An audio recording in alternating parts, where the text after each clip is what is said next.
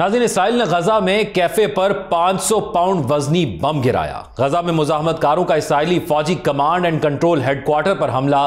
गजा पर मुकम्मल कब्जा कर लिया जाए, इसराइली वजीर बेन गोयर का फिर मुतालबा सामने आया। इसराइल का गजा मुआहदे की मंजूरी का ऐलान। हमास ने जंगबंदी मुआहदे के लिए क्या जमानत मांग ली? हमास की मुशावरत जारी है। क्या लबनान और शाम इसराइल को तस्लीम करने जा रहे हैं? इसराइल से नॉर्मलाइजेशन, लबनान और शाम का बदला हुआ रिस्पॉन्स, तब्दीली शुरू। कई ममालिक इब्राहिम मुआहदे का हिस्सा बनने वाले हैं, डोनाल्ड ट्रंप का दावा। मसनूई हाथ बनाने वाली पाकिस्तानी कंपनी ने गजा जंग में मुतासरा बच्ची को मसनूई बाजू लगा दिया।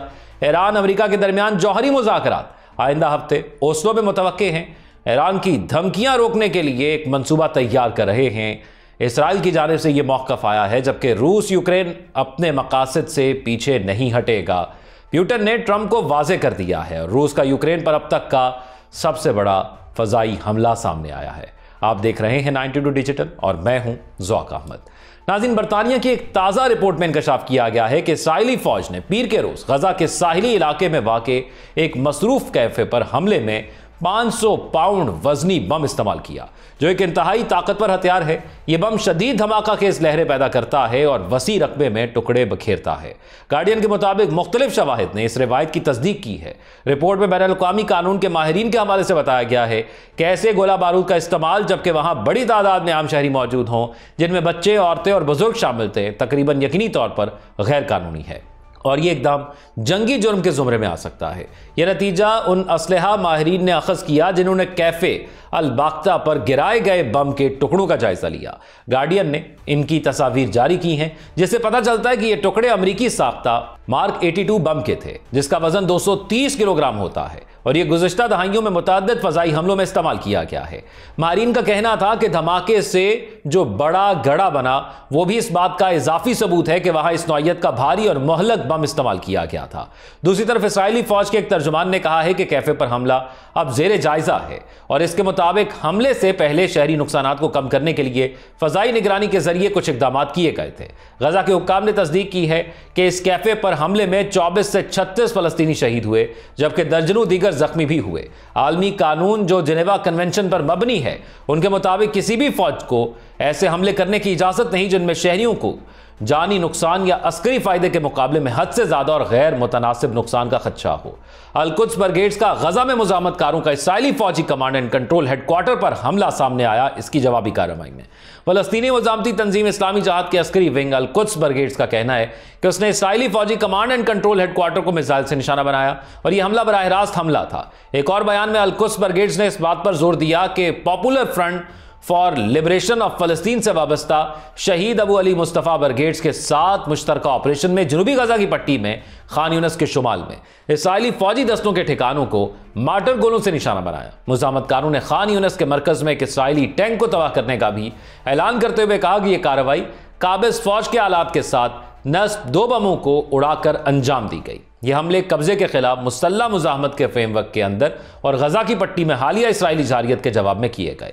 इसराइली कौमी सलामती के वजीर बेन गोयर ने आज गजा पट्टी पर मुकम्मल कब्जे, इमदादी सामान की तरसील रोकने और हिजरत की हौसला अफजाई के लिए अपने मुतालबे को दोहराया है।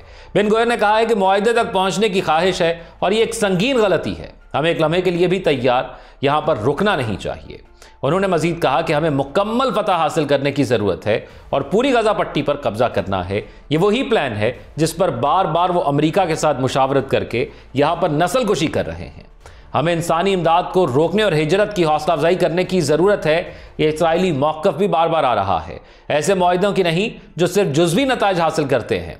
इसराइली ब्रॉडकास्टिंग अथॉरिटी को दिए गए एक अलहदा बयान में बेन गोयर ने जोर दिया कि उनका कैदियों के तबादले के इस मुआहदे और जंगबंदी की हिमायत का कोई इरादा नहीं है जो हुकूमत के एजेंडे पर है। बेन गोयर ने हुकूमत को लापरवाह करार दिया और बेन गोयर ने इसराइली वजीर खजाना स्मोट्रिच से भी अपील की कि वो मुमकिन मुआहदे को नाकाम बनाने में उनके साथ शामिल हो जाएं। इसराइल और हमास के दरमियान होने वाले मुज़ाकरात से वाकिफ एक सिफारतकार ने बताया है कि गजा पट्टी में जंगबंदी के मुआहदे तक पहुंचने का बड़ा मौका है।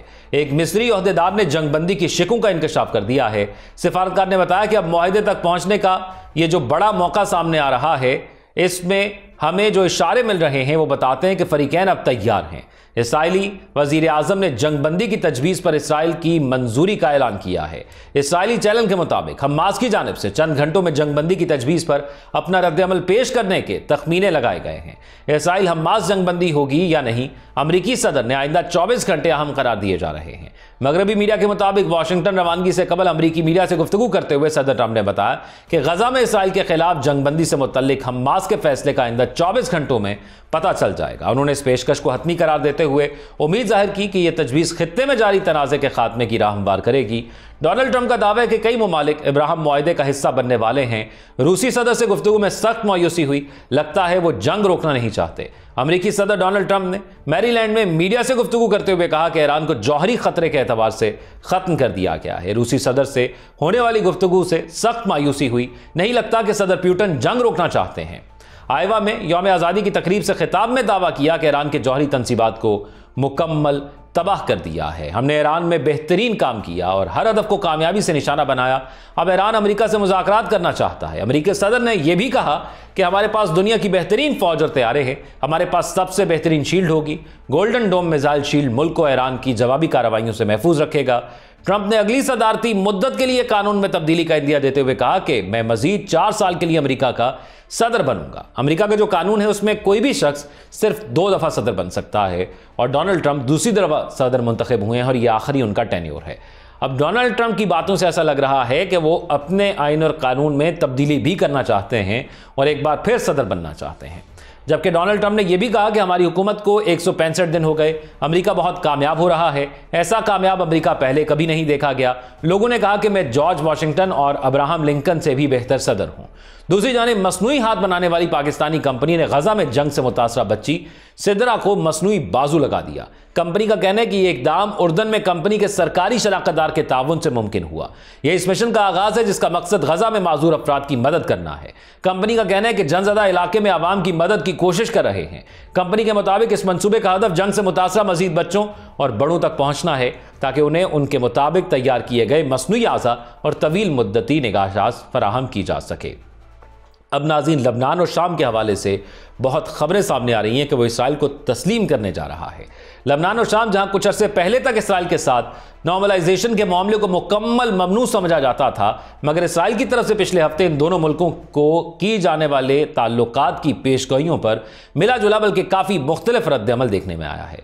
इसराइली वज़ीर ख़ारजा गिडियोन सायर ने लबनान और शाम के साथ ताल्लुकात की पेशकश की। यह पेशकश दरअसल जिनमें इसराइली सलामती और मफादात का तहफ़्फ़ुज़ मुयस्सर रहे।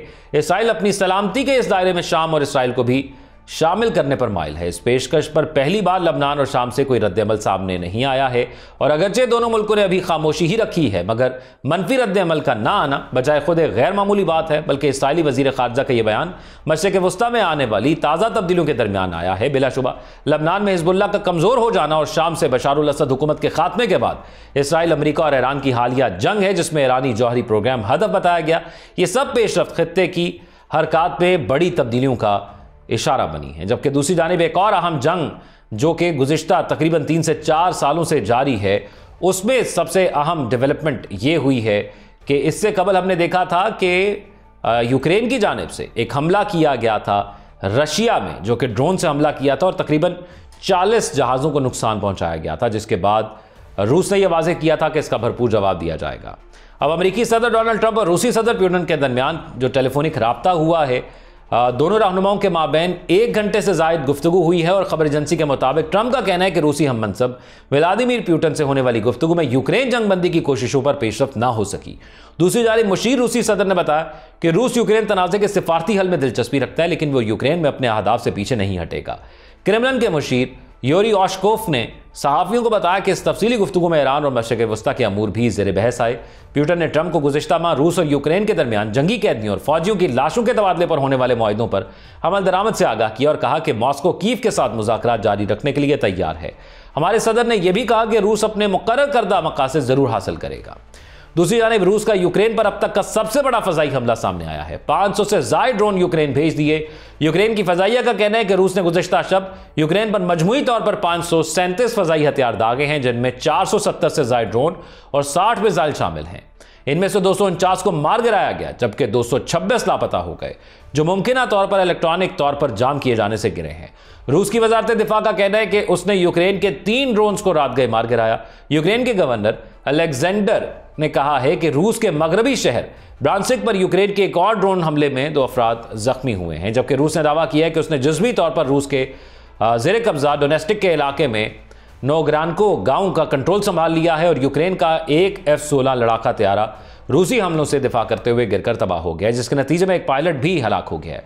यूक्रेनी फजाइये के बयान में कहा गया है कि लेफ्टिनेंट कर्नल पायलट ने अपने मुतासरा तैयारे को रिहायशी इलाकों से दूर ला जाने की हर मुमकिन कोशिश की, लेकिन वह बर वक्त बाहर निकलने में नाकाम रहा। फजाइया की जानिब से जारी बयान में कहा गया कि बदकिस्मती से हमें एक और तकलीफ ज़्यादा नुकसान उठाना पड़ा है और रिपोर्ट के मुताबिक रूस ने रात गई यूक्रेन की सरजमीन पर 500 से ज्यादा ड्रोन मिसाइल और क्रूज मिसाइल दागे, जिसके नतीजे में शहरी इंफ्रास्ट्रक्चर को शदीद नुकसान पहुंचा है। 2 अहम महाज हैं, एक मशरक़ वस्ता के अंदर और एक रशिया और यूक्रेन के अंदर। इस दोनों में कुछ बड़ी तब्दीलियां आ रही हैं। इन तब्दीलियों के हवाले से आप अपनी राय से कमेंट सेक्शन में आगाह कीजिएगा। अपना ख्याल रखिएगा। अल्लाह हाफ़िज़।